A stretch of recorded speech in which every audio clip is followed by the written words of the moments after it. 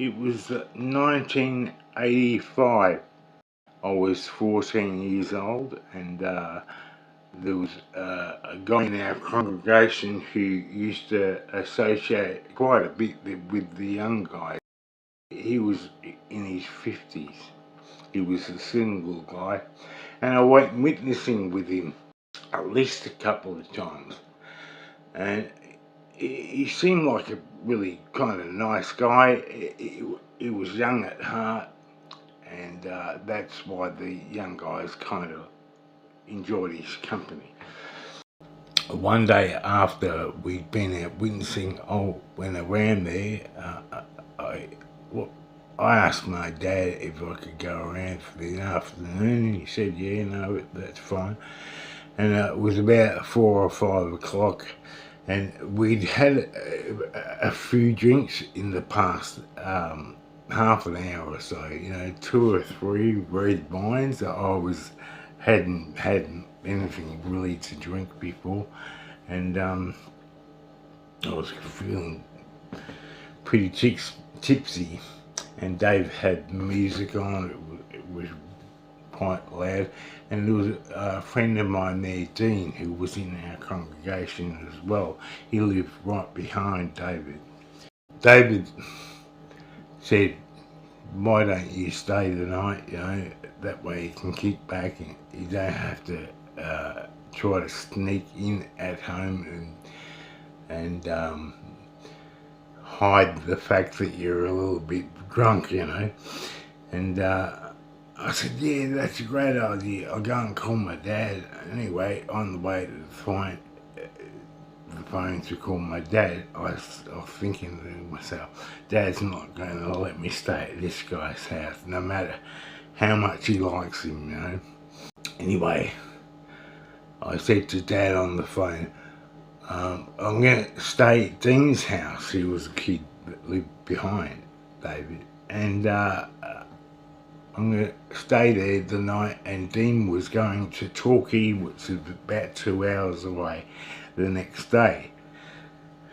And there was a girl there that I liked, and Dean liked her too. He didn't want me to go to Torquay, but I thought I'd say that anyway, and stay at Dave's place in the morning, go over to Dean's and see if I can wangle my way into going to Torquay with him. So I come back and said, "Yeah, it's all cool. I can stay tonight. No, let's have another drink," and get into alcohol. To the point where I had to stop because I was feeling a bit dizzy. And it was about 8:30, something like that, when Dean got up and left and went back home. And anyway, I started drinking again when he'd gone. David had turned the music up, and we were both basically listening to music, and David was dancing a bit and having a good time. Anyway, we went to bed after midnight sometime, and David said, "Bed up for me at the end of his bed." It was like a mattress set up. Anyway, he starts talking whilst we're in bed about how he misses his mates in England. He's from England. I noticed that there was a noise that would happen every now and then. And then it started happening all the time, and it was masturbating whilst he's talking about these young guys that he misses from England. You could hear it in his voice when he'd speak, the shaking of him pulling his cock. He got up at one point and went to the mirror. We put a little light on. He was pretending, or he might have been actually doing it, but he's playing with these. He had braces. He had a cleft palate, so although he was 50, he always had to wear these braces. Anyway, he's complaining about these elastic bands that are on his braces that have it coming off, and He was getting upset. He gave it back to bed. 10 minutes later, after now, he's just wanking himself. You could just hear it.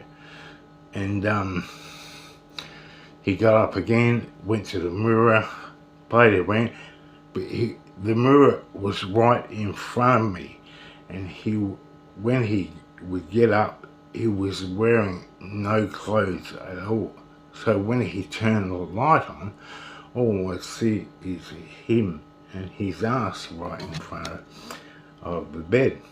So by this point, I'm kind of getting fairly scared because of the obvious masturbation and talking about these young guys that he missed in the UK.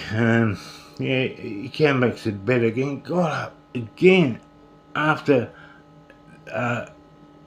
obviously masturbating and started swearing at the mirror. He's standing in front of me with the light on.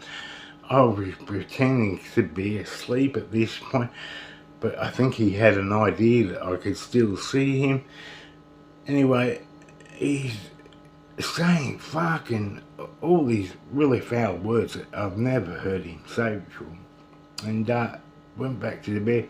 I'm shitting myself now. I'm thinking, I've got to get the fuck out of here because this guy's got... I didn't even have time to validate what was really going on. I was just scared, so I knew I had to get out of there. He had a separate toilet and bathroom that was outside of his place in a separate,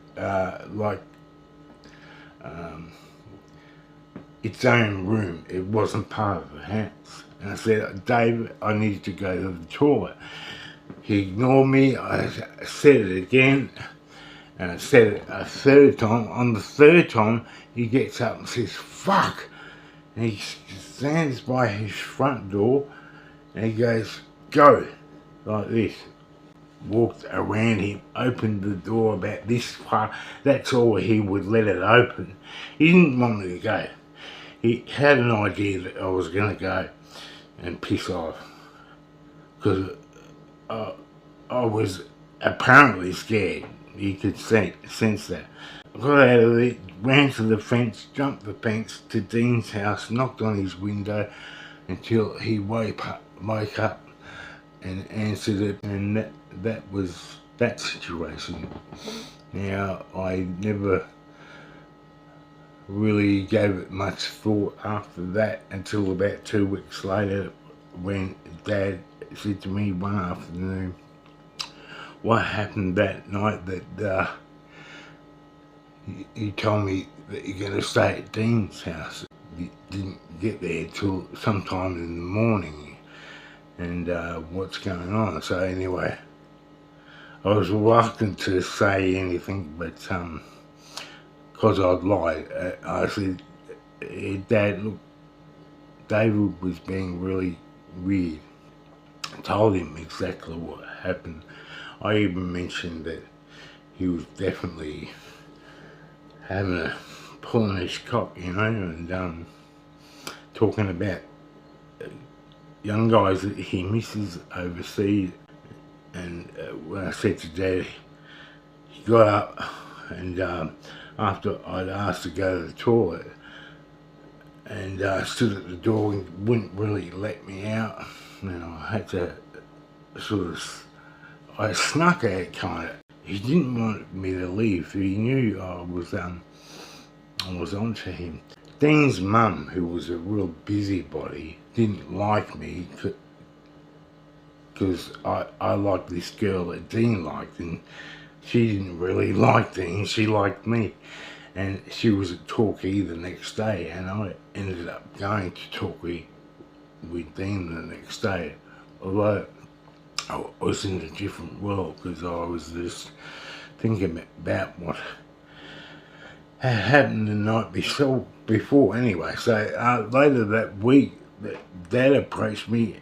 The elders got us into the Kingdom Hall, and there was 3 of them there. There was David, It was Merle, which is Dean's mum, my dad, me, and 3 elders. I can't remember exactly what happened, but they were quoting scriptures all the time, asking us to look up scriptures. I really just wanted to be over. The guy whose place I stayed at, he broke down and started crying and got on his knees and apologised to me. And Dad got up and he started belting the shit out of this guy. The 3 elders had to, it took them at least a minute to get my dad off. There was blood all over the place. Dad never mentioned this incident to me ever again until I was about 41, 42. I brought it up. And I said, why did you not go to the elders, Dad? And he couldn't really remember much about it. He was like in his early 70s at the time. It was, I don't know whether he was just doing it to, because he felt guilty and didn't want to talk about it. And I said, Dad, you hold a lot of responsibility for what happened with that guy. That guy continued to molest another boy. It was found out 2 years later, another friend of mine who told me this, and he was publicly reproved, and so was this guy David, but they both admitted to having consensual sex with each other. And this guy now, Anthony, was like 17, but at the time he was 15, and he was gay. He continued to molest another minor in the congregation and didn't get this fellowship. He got reproved again and continued to be a witness there. I told Dad that, and Dad just went completely silent. Wouldn't say a thing. It was, I think it bothered him, the way he didn't do anything about it with the authorities. Anyway, so that's what happened to me in 1985. I'm lucky that I sensed that this wasn't right. He was masturbating, he was getting up and swearing, and then when I asked to go to the toilet for the 3rd time, he got up and it made it difficult for me. They reproved David, this 50-odd-year-old guy, and me together at the Kingdom Hall. Together. I was 14, he was 53 or something, in his early 50s. So from that point on, I was considered homosexual, and no one knew what happened, but they just assumed, and that it was something sexual. I was never considered the same by anyone in the congregation again. I would go to meetings from there on. None of the kids used to talk to me. I'd sit at where Mum and Dad would sit, and they'd go and talk to their friends, and I had to sit there and wait by myself until we went home. It was killing me. It was really having an effect on me. It wasn't until I got married at 20 years of age that I left the state of Victoria and moved up to Queensland and managed to get away from witnesses altogether and faded from it in the end. But it was nasty the way the witnesses assumed what happened. The only bad thing I did there really was tell my dad a lie. I didn't expect anything like this to happen. But it goes to show that if these people don't get caught, they will continue to do what they do, and that's take advantage of little kids. So, anyway, that's what happened in 1985 to me.